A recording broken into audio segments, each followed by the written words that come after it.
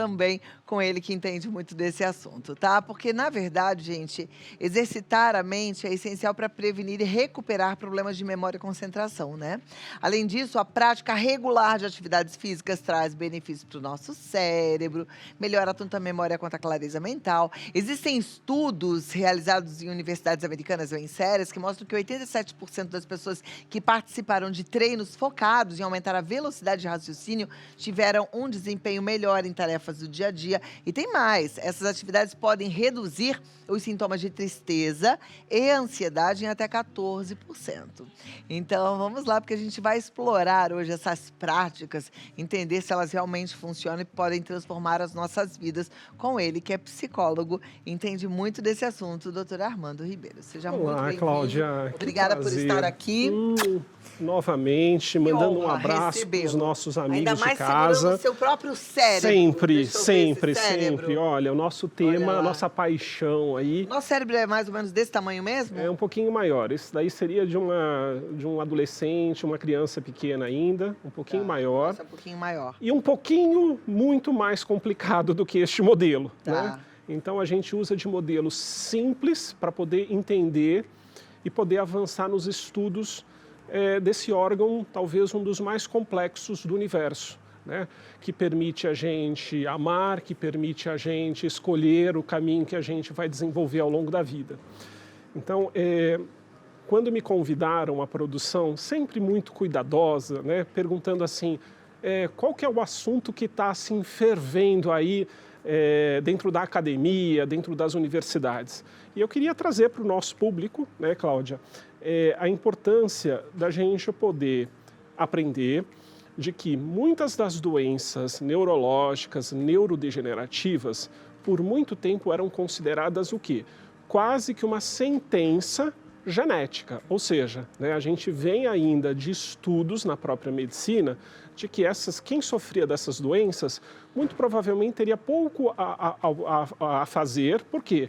Porque você tinha histórias nas famílias, onde você tinha antepassados, passados, né, e os membros do presente afetados por essas condições.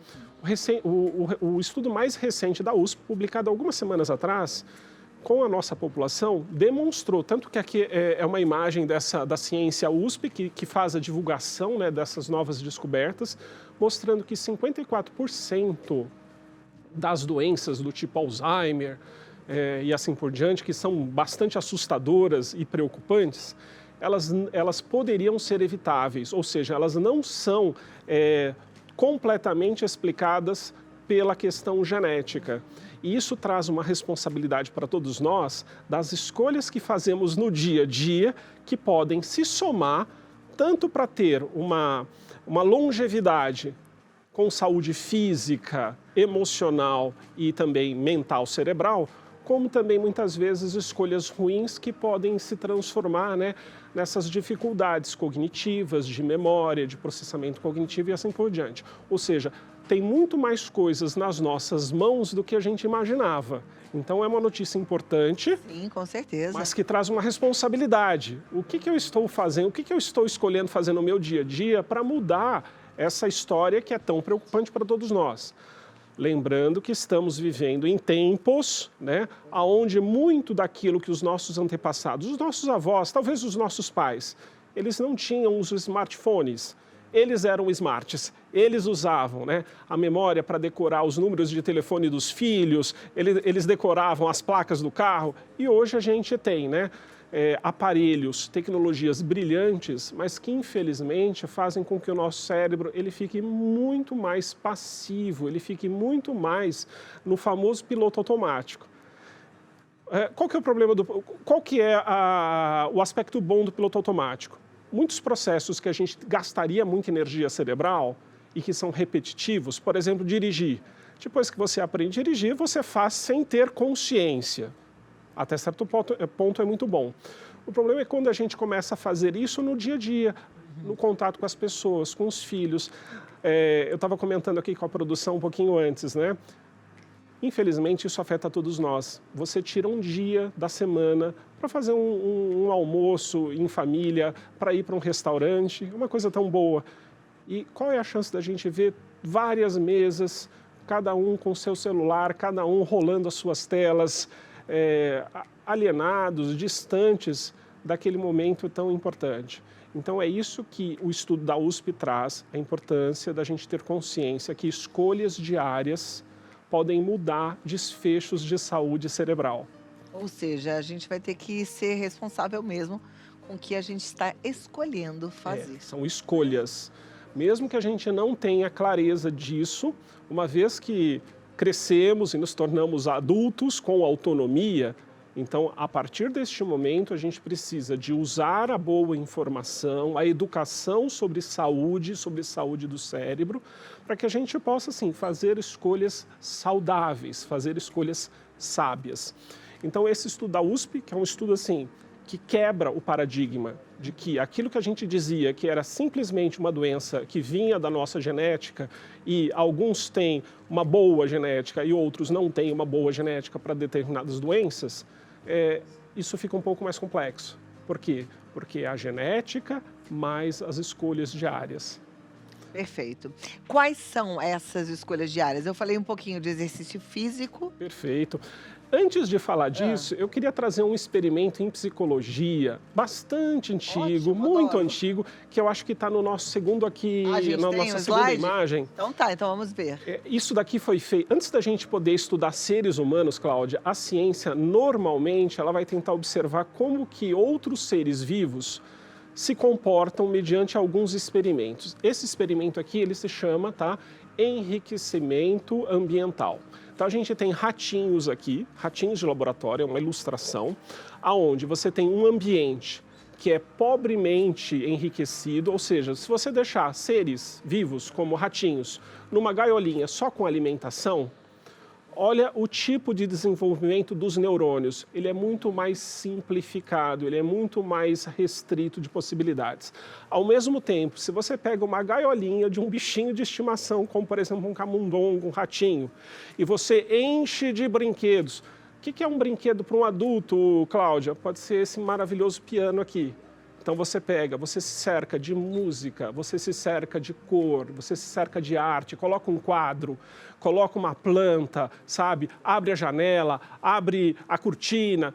Isso é uma tradução do enriquecimento ambiental que a gente observou que nestes seres vivos faz com que o neurônio ele seja muito mais complexo, ele possa se desenvolver criando conexões muito maiores do que quando a gente restringe a nossa vida. A restrição de vida, muitas vezes, ela se comporta como o piloto automático. Tipo assim, a gente minimiza e a gente não está participando mais das escolhas diárias. Então, essa é uma experiência que a gente observa os animais e aí a gente reflete sobre o que seria esse enriquecimento ambiental para o ser humano. Então, Mas não adianta estar tudo cheio de enfeite e ninguém faz nada, né? Tem que ter atividade. Então, se tem um piano, vai estudar. Gosta de quadro, vamos embora pintar um quadro, né? Vamos ouvir uma música, vamos dançar um pouco. A intenção, ela precisa de uma atividade ativa, participativa. Agora, isso seria para qualquer faixa etária? A gente tem benefícios? Por exemplo, a gente consegue essa diferença Cláudia, bate aqui. Adorei. de neurônios, independente da idade que a gente está? Olha, isso era outro mito.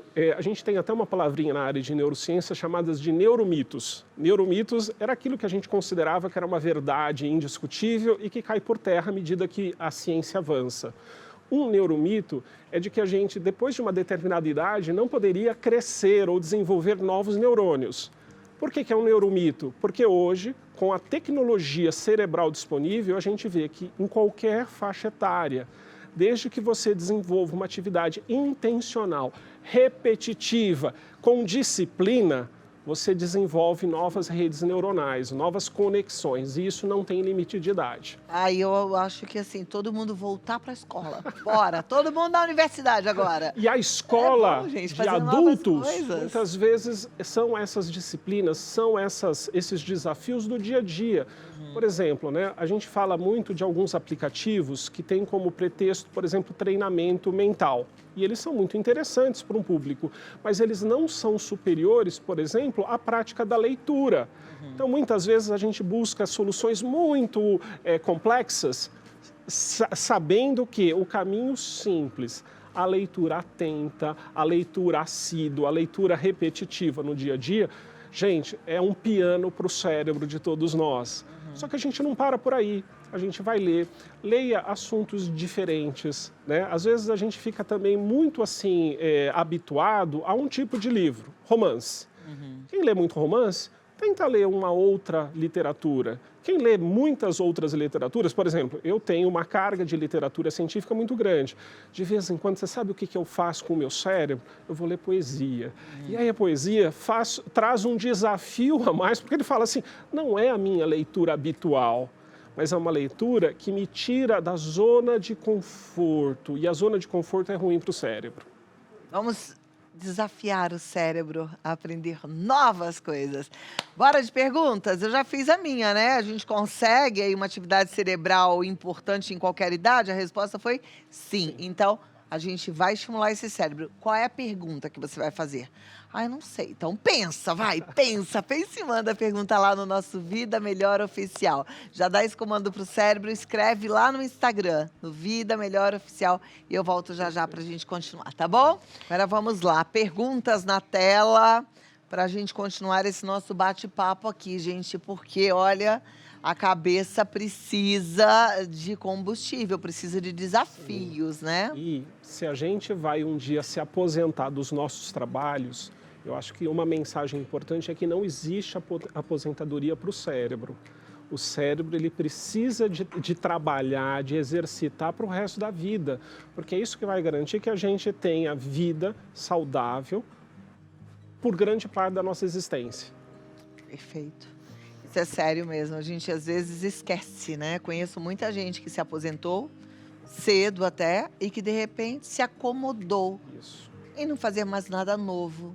E querendo ou não, se a gente está trabalhando, a gente vai aprendendo o tempo inteiro coisas novas, tem muito estímulo, mas não precisa ser só trabalhando. Não. Vamos estimular a nossa cabeça, né? Como o doutor falou, a leitura, um filme, aprender um instrumento musical, uma nova língua. Quer ver, por exemplo, um detalhe, né? Você citou o filme, e eu assisti esse final de semana aquele filme lindo que fala sobre o período da ditadura, um filme bastante... Ainda Estou Aqui, Fernanda Montenegro. Filmaço, assim, né? Assista um filme desses, discuta, leve para o jantar, leve para o almoço, leve para a sua roda de amigos, né? Não consuma conteúdo de forma passiva. Então, o que a gente faz? Isso para o nosso cérebro. O cérebro ele adora o quê? Ele adora conseguir sintetizar novas aprendizagens, só que a gente é reforçado quando a gente consegue compartilhar com pessoas que a gente tem afinidade. Então, assim, assistiu alguma coisa, viu alguma coisa muito interessante? Eu vejo isso nas redes sociais, por exemplo. A Cláudia sempre está lá deixando alguma mensagem, algo que tocou ela, o dia dela. Poxa, é a gente fazer o nosso cérebro, a partir de uma primeira experiência, trabalhar para tirar síntese, tirar, assim, o que é o importante, o aspecto essencial. E compartilhar para uma grande... Perfeito. Boa dica.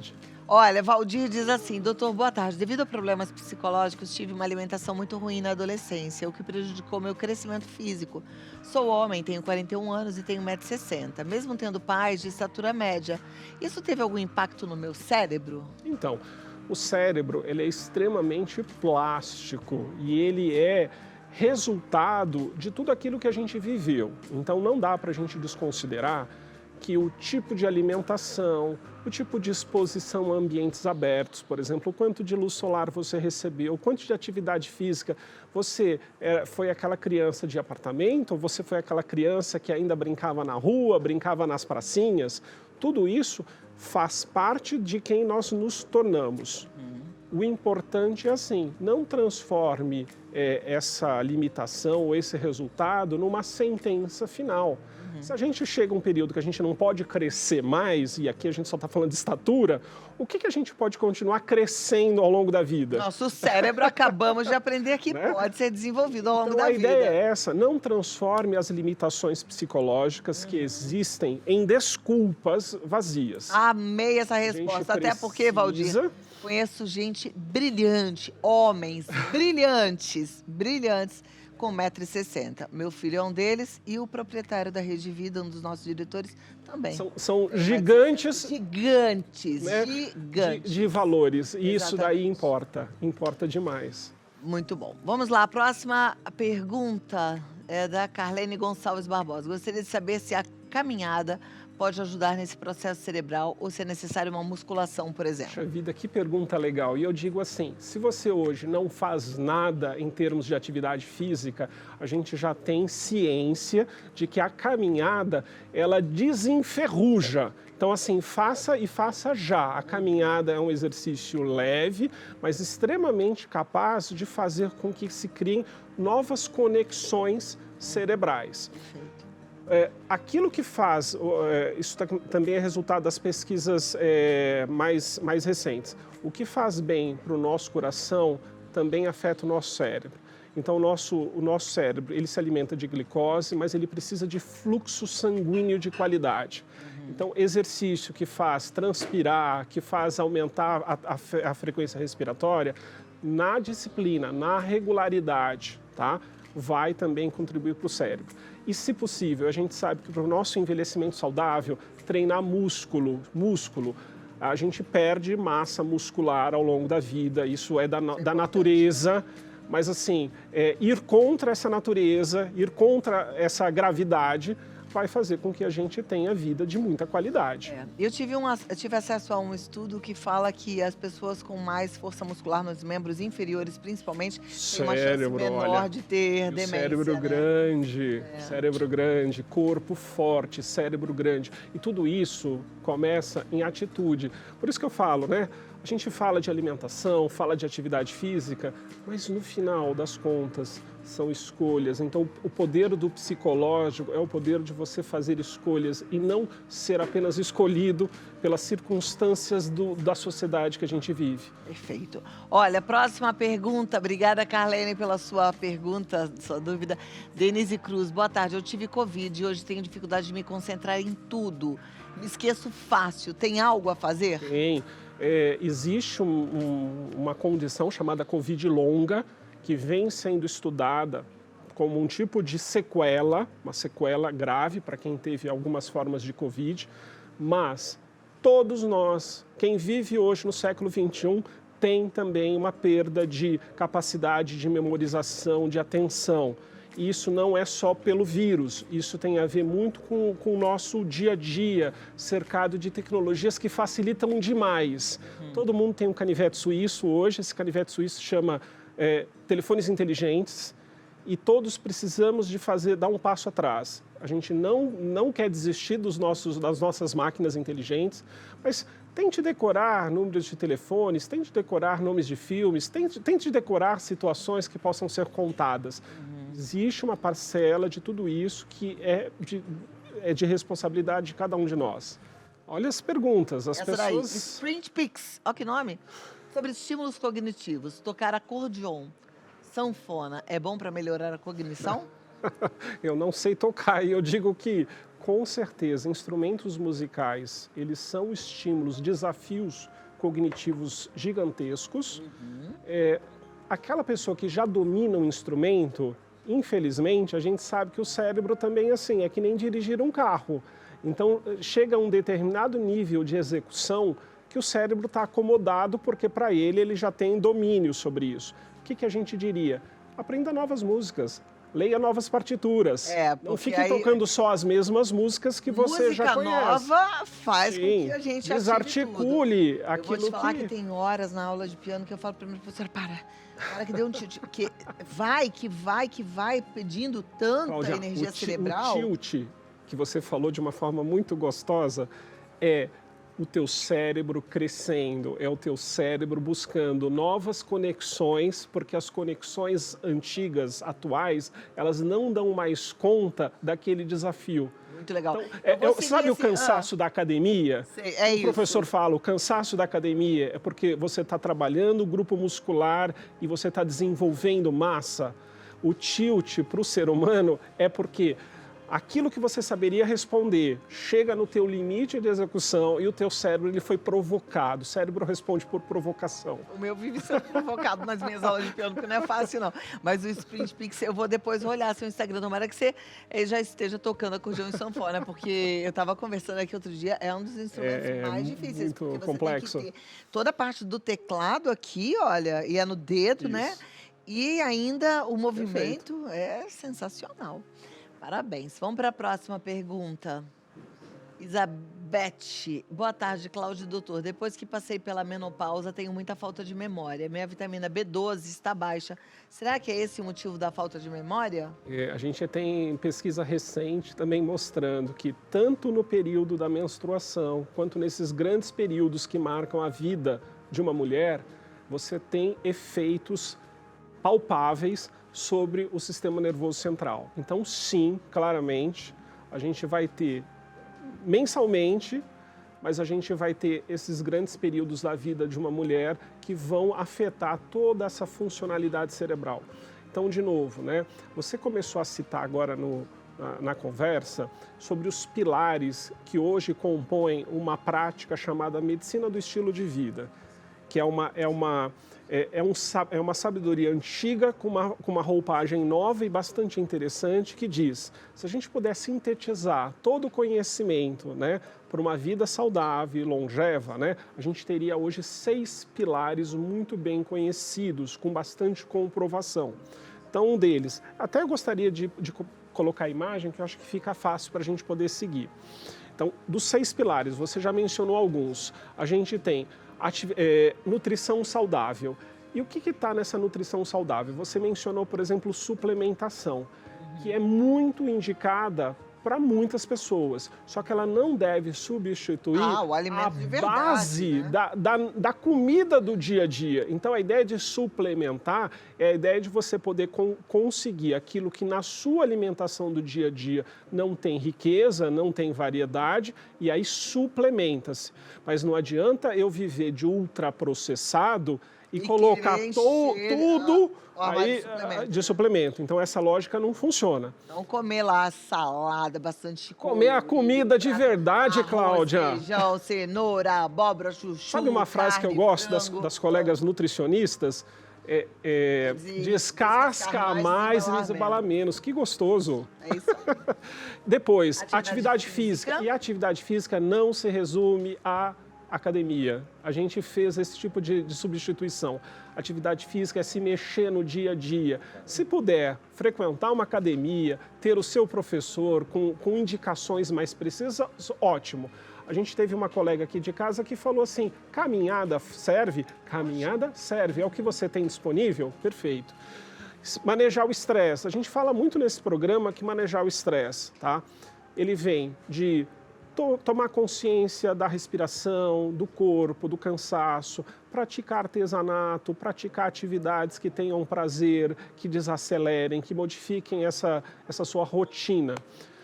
Formar e manter relacionamentos saudáveis. Parece, Cláudia, que isso daqui seria um dos pilares assim mais importantes e difíceis da vida do dia a dia, que é as famílias, o papel que a gente tem, né, dentro de uma sociedade humana e o quanto que ter relacionamentos verdadeiros, autênticos, positivos, faz com que todo o restante do cérebro funcione de uma forma superior. Falar de sono, é hora ou é qualidade? E aí existe essa discussão. Às vezes a gente fica muito chateado porque não dorme as 8 horas teóricas, mas a gente esquece que muitas vezes menos horas, mas com uma percepção de qualidade maior, onde você se acorda revigorado, tá?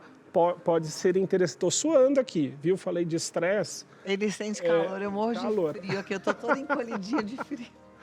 Então, a importância do sono de qualidade. E evitar, a gente teve o programa, a pauta anterior, né? Amor exigente, mas é interessante a gente pensar que, assim, quantas drogas, quantas substâncias, sem perceber, elas ficam no nosso entorno e elas podem afetar.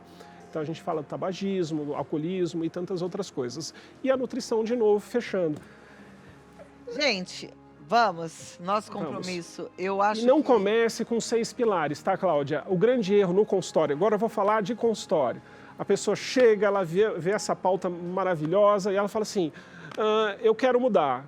Escolha um pilar para começar. Um pilar. A gente tem também essa ansiedade de querer fazer grandes transformações da noite para o dia. Geralmente a gente se frustra, a gente desiste de tudo e volta ao modo de vida anterior. Escolha um. Olha, Armando Ribeiro, ele tá no armandoribeiro.psi, armandoribeiro.psi, você pode entrar lá que tem bastante informação. Mas eu vou dizer para vocês assim, hoje eu passo aquela caneta marca-texto na informação de que nunca é tarde para desafiar o cérebro e criar novas conexões neurais. Bora, gente. Bora. Nada de ficar de braços cruzados. Ô, Cláudia, Muito obrigada. sempre é um Até prazer, a próxima. viu? Uma alegria te Prazer. receber, viu? Obrigada. Uma Muito conexão. obrigada.